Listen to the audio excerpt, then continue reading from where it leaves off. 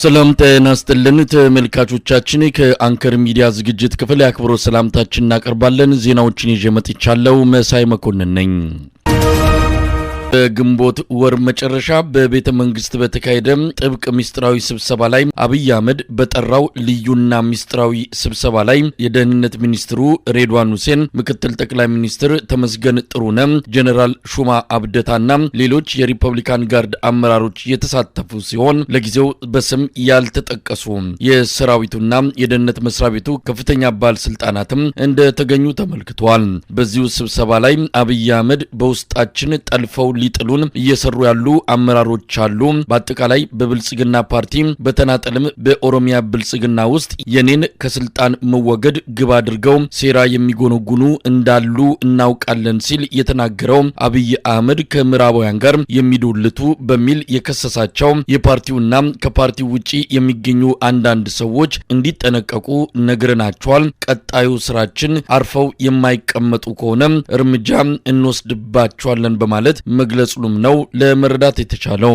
የምናደርጋቸው ስብሰባዎች፣ ሚስጥራዊ ውይይቶች ገና ከመቀመጫችን ሳንነሳ በጠላቶቻችን እጅ እየገቡ ነው ያለው አብይ አህመድ አንዳንዱ የተሰጠውን ኃላፊነት የማይረዳና መቋጠሪያ የሌለው፣ ሌላው ደግሞ ለጊዜው ከኛ ጋር ቢመስልም ከጠላት ጋር የሚሰራና የኛን ውድቀት የሚመኝ ነው። አንዳንዱ ደግሞ በጥቅም ተገዝቶ ለሆዱ የሚኖር ስለሆነ ሚስጥራችን እየባከነ እያዳከመን ነው ሲል በቁጣ ሆኖ ሲናገር እንደነበረ ነው የተገለጸው። አብይ አህመድ የሚመራው መንግስት የገባበትን ፈተና በዝርዝር ሲያስረዳም የኑሮ ውድነት፣ የዶላር እጥረት፣ የበጀት ጉድለት፣ የኢንቨስተሮች ከሀገር እየሸሹ መሆናቸው እጅግ አደገኛ ችግር ውስጥ እንደከተተው በግልጽ ተናግሯል። በአጠቃላይም በኢኮኖሚው ዘርፍ መጠነ ሰፊ አደጋዎች እንደተከሰቱ የተናገረው አብይ አህመድ ለመጠገንም ሆነ ለማስተካከል የሚያስችሉ እድሎች እየጠበቡ መምጣታቸውን ተስፋ በመቁረጥ ስሜት ውስጥ ሆኖ ሲናገር እንደነበርም ተመልክቷል። የሀገሪቱን የጸጥታ ሁኔታ በተመለከተም በአማራና በኦሮሚያ ክልሎች ያለው ሁኔታ ከጊዜ ወደ ጊዜ እየተባባሰ መምጣቱን፣ መንግስት የመቆጣጠር አቅሙ እየተዳከመ መሆኑን ያነሳው አብይ አህመድ መከላከያ ሰራዊቱ የጸጥታውን ችግር ለመቅረፍ የሚያስችል አቅምና ጥንካሬው እየላላ እንደሆነም አመልክቷል። የጸጥታውና የኢኮኖሚው ቀውሶች የሀገሪቱን ገጽታ ማበላሸታቸውን በመጥቀስ በዚህም ዲፕሎማሲው ግዙፍ ችግር ውስጥ ገብቶብናል ሲል ተናግሯል። አብይ አህመድ በግልጽም ኢትዮጵያ ከምስራቁም ሆነ ከምዕራቡ ዓለማት ተገላለች ብሏል። እርዳታም ይሁን ብድር የማግኘት እድል እጅግ አስቸጋሪ እየሆነ እንደመጣ የዓለም ባንክና የዓለም አቀፉ የገንዘብ ድርጅት IMF ብድር ለመስጠት በሰብአዊ መብት ስም ያስቀመጡት ቅድመ ሁኔታ ፈተና እንደሆነ ነው አብይ አህመድ ያነሳው። አሁን የተለያዩ የዓለም አቀፍ ተቋማትና ዲፕሎማቶች በድፍረትና በንቀት መንፈስ ሆነው የሽግግር መንግስት መመስረት እንዳለብን ማሳሰብ ጀምሯል ሲል አብይ አህመድ በቁጭትና በንዴት ሆኖ መናገሩም ተሰምቷል። የሽግግር መንግስቱ አጀንዳ የአሜሪካና የአውሮፓ ቢሆንም ሩሲያና ቻይና ሊረዱን አልቻሉም። ከቅርብ ጊዜ ወዲህ ከኛ ቀጠና እጃቸውን መሰብሰብ ጀምረዋል። ፊታቸውን ማዞር ከጀመሩ ውለው አድረዋል ብሏል አብይ አህመድ በቤተ መንግስቱ ሚስጥራዊ ስብሰባ ላይ። እንደ ፓርቲና እንደ መንግስት እጅግ ከባድ በሆነ ፖለቲካዊ፣ ኢኮኖሚያዊና ዲፕሎማሲያዊ ፈተና ውስጥ እንገኛለን። የህልውና አደጋ ተጋርጦብናል። በግልጽ ተነጋግረን ጨከን ያሉ እርምጃዎችን መውሰድ ይገባናል ሲል አብይ አህመድ መድረኩን ለተሳታፊዎቹ ውይይት ክፍት ማድረጉን ነው ከምንጮች መረጃ ለማወቅ የተቻለው። አብይ አህመድ ከለማ መገርሳና ጀዋር መሐመድ ጋር ሆኖ ብልጽግናን ለማፍረስ እየሰራ ያለ አመራር ኦሮሚያ ብልጽግና ውስጥ እንዲሁም በፌዴራል ሚኒስትርነት እየሰራ ያለ አለ ሲል ማንን ለመግለጽ እንደሆነ በግልጽ የታወቀ ነገር የለም። ከምዕራባውያን ጋር የሚዶልቱ ከሲአይኤ ጋር ግንኙነት ያላቸው እንዳሉ የደረስንባቸው ሰዎችም አሉ። ውስጣችን ሆነው የሚያደሙንን የጭቃ ላይ እሾኮችን በቅርቡ እርምጃ እንወስድባቸዋለን ሲል ማስጠንቀቁንም የስብሰባውን ሂደት ካደረሱን ምንጮች መረጃ ለማወቅ ተችሏል። በዚህ ስብሰባ ላይ የተገኙት የደህንነትና የሚሊተሪ አመራሮች የሰራዊቱን ምልመላ በስፋት በማከናወን በተለይ በአማራ ክልል ላይ የመጨረሻውንና የማያዳግመውን ጥቃት መፈጸምና ፋኖን ማጥፋት እንዳስፈላጊነቱ በአገር አቀፍ ደረጃ የአስቸኳይ ጊዜ አዋጅ በመደንገግ ፋኖን ሸኔንና አልሸባብን መደምሰስ የሚሉ የውሳኔ ሐሳቦች ቀርበው በአማራ ክልል አስቸኳይ ጊዜ አዋጁ ለህዝብ ሳይገለጽ እንዲቀጥል በመስማማት ስብሰባው መጠናቀቁን ነው አንከር ሚዲያ ባገኘው መረጃ ላይ የተመለከተው። በአማራ ክልል ባለፉት 2 ቀናትም በርካታ አውደ ውጊያዎች እየተካሄዱ ይገኛሉ።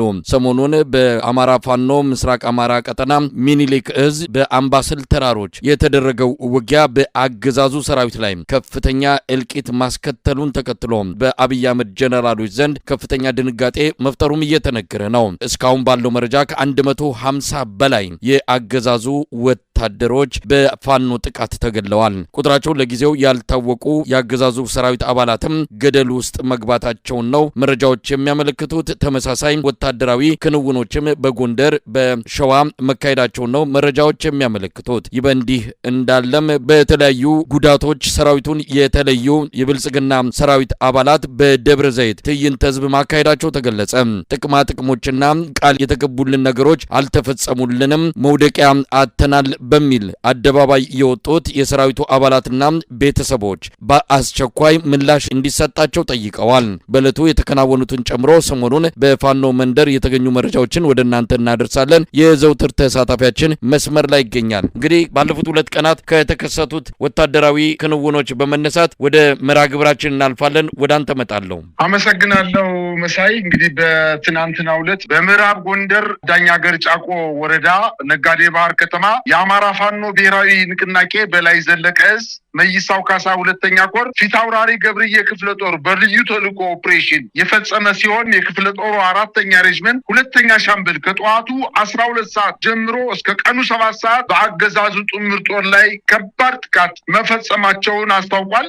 በተደረገው ውጊያ የአገዛዙ ጥምር ኃይል የብልጽግና አመራር ከፍተኛ ጉዳት ማስተናገዱን ለማወቅ ተችሏል።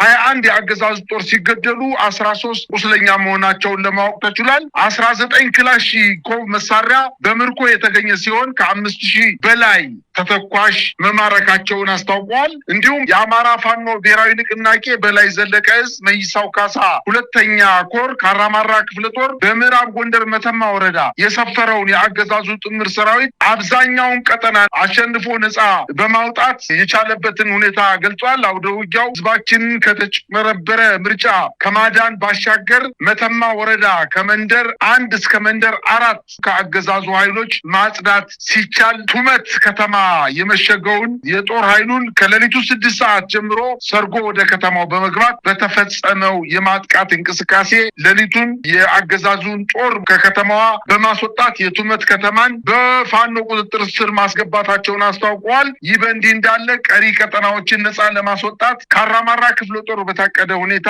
ስራዎችን እየሰራ እንደሚገኝ አስታውቋል። እንዲሁም ከ3ቱ ሬጅመንቶች የተወጣጣውን ተወርዋሪ ኃይል በተቀናጀ መንገድ የክፍለ ጦሩን ሬጅመንት በማሰለፍ በከፍተኛ ውጤት እየመሩ የአገዛዙ ጥምር ጦር ሰራዊት ከፍተኛ ቁጥር ያለው ሙትና ቁስለኛ እየሆነ ወደ ገንደዋ ከተማ እየሸሸ መሆኑን ለማወቅ ተችሏል። በዚህ አውደ ውጊያ በርካታ የመሳሪያ ምርኮና መሰል የውጊያ ቁሳቁስ መረጃዎችን ለማግኘት በኔትወርክ እጥረት ምክንያትና ውጊያው ሙሉ በሙሉ ባለመጠናቀቁ በሚቀጥለው የምናቀርብ መሆናችንን ለመግለጽ ወዳለው። በሌላ ዜና እንግዲህ በምዕራብ ወሎ ከፍተኛ ወታደራዊ ጠቀሜታ ያላትን ወግዲ ከተማን በከተማዋ ዙሪያ የሚገኙትን ምሽጎችን በማጥቃት ከተማዋን መቆጣጠር መቻላቸውን አስታውቀዋል። ሰኮርና ጎረንጅ በተባሉ አካባቢዎች ነው ጥቃቱ የተፈጸመው። ብዛት ያለው ጦር ተደምስሷል። በርካታ የጦር አባላቱም ተማርከዋል። የተረፈው የአገዛዙ ጥምር ጦር ደግሞ ወደ ሸዋ ደራ ወደ ተባለው አካባቢ መሸሸቱና በኋላም ተጠናክሮ የሚኒሻ ኃይሎችና ሌሎች የአየር ወለድ አባላትን ይዞ መጥቶ ጥቃት ለመፈጸም ሙከራ ያደረገ ቢሆንም ነገር ግን እንዳልቻለ ነው መረጃዎች የደረሱኝ። በከተማዋ የነበረው የፋኖ ኃይሎች ቤተሰቦች ናቸው ተብለው በእስር ቤት የነበሩ በርካታ እስረኞች የግፍ እስረኞች ማስለቀቁን አስታውቋል። መንግስትም የድሮውን ጥቃት ፈጽሟል። እንግዲህ በአማራ ክልል እየተደረገ ባለው ጦርነት ለበርካታ ጊዜ ማለት በሚያስችል ደረጃ የእግረኛ ጦሩ ካናይዝ የአየር ወለድ ጦሩ ሲመታበት እያደረገ ያለው ንጹሃንን በድሮን መጨፍጨፍ ነው። የተለመደ ተግባሩን አድርጓል። ነገር ግን የፋኖ ኃይሎች ባደረጉት የማጥቃት እንቅስቃሴ 2 የቡድን መሳሪያዎች ብሬንና ዲሽቃዎችን 30 ክላሽ መማረካቸውን አስታውቀዋል። አሁንም ተመልሶ የተነጠቀውን በላስታና በአምባሰል ተራሮች ላይ እየተደረገ የነበረው ውጊያ ዛሬም ለ5ኛ ቀን ተጠናክሮ ቀጥሏል። የፋኖ ኃይሎች የአምባሰል ተራራ ሙሉ በሙሉ ተቆጣጥረው አሁንም ይዘው ይገኛሉ። የአገዛዝ ጦር ግን እንደገና በሜካናይዝ ጦር አካባቢ መልሶ ለማጽዳት ሙከራ ያደረገ ቢሆንም ልክ እንደ ባለፈው 150 ጦር ከትናንት ወዲያ እንደተገደለበት ይታወቃል። ዛሬም እንዲሁ ያንን አካባቢ ለመቆጣጠር ጥረት እያደረገ ቢሆንም የፋኖ ኃይሎች ያው እንደተለመደው እየመቱ እየመለሱት እንደሆነ ነው መረጃዎች እያመላከቱ የሚገኙት። በሌላ ዜና እንግዲህ የአማራ ፋኖ ብሔራዊ ንቅናቄ በጎጃም አዊ ዞን አዩ ጓጉሳ ወረዳ የቴዎድሮስ እዝ 109ኛ ኮር 88ኛ ክፍለ ጦር ባደረገው የማጥቃት እንቅስቃሴ የወረዳዋን ከተማ አዘናን ከአገዛዙ ጦር ነጥቆ ተቆጣጥሯታል። በተደረገው ውጊያ የብልጽግና አመራር አበበ ሙሉነን ጨምሮ በርካታ የጦር አባላት እና ሚኒሻዎች መገደላቸውን አስታውቋል። ባደረጉት ውጊያም ከ11 በላይ የሚኒሻና የአድማ ብተና አባላት ሲገደሉ ከነዚህ ውስጥም የብልጽግና አመራሮች እንደሚገኙበት ታውቋል። 10 ቁስለኞች በፋኖ እጅ መግባታቸውን ተመተው የአገዛዝ ጦር ሲሸሽ ቁስለኞችን ትቶ ሄዶ በፋኖ ኃይሎች ቁጥጥር ስር መግባታቸውን አስታውቀዋል። 30 እስረኞችም በከተማ ውስጥ የፋኖ ቤተሰብ ናችሁ ተብለው ሲሰቃዩ የነበሩ ለፋኖ ገንዘብ ትሰጣላችሁ፣ ለፋኖ መረጃ ትሰጣላችሁ ተብለው ታስረው የነበሩ